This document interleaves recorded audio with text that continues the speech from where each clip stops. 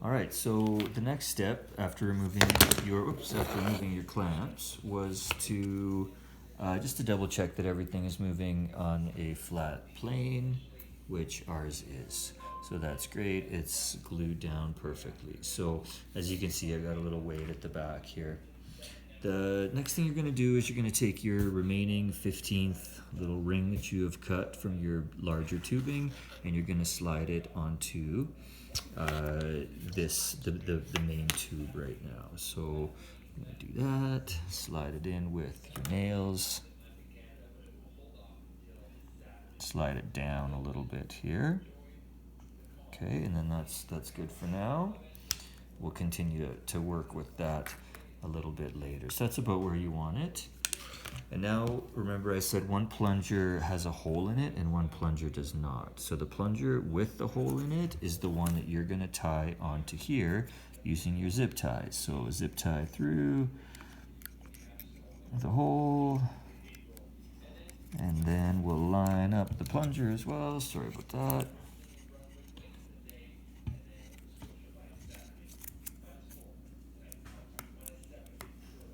Okay.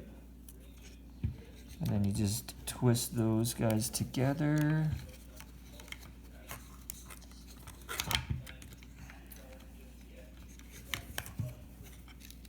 And you want to put them together fairly tight. Okay, they say to trim some off, but you don't have to bother trimming any off.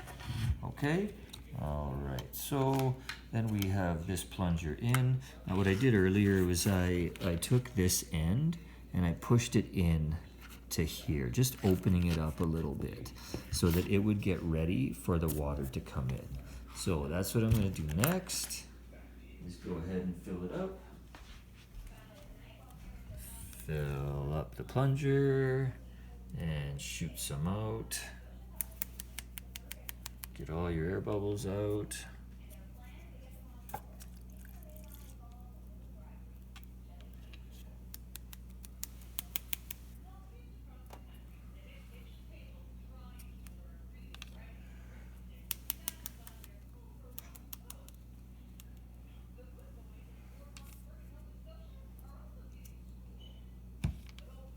Okay, and when you have no water in your system and it's right up to the top, you can go ahead and put this through first.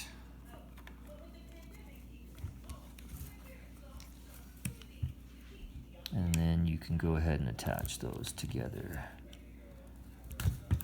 This part was always tricky because you got wet hands.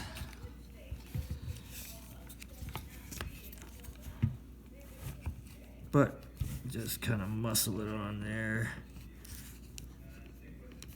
Okay. Give it a little test.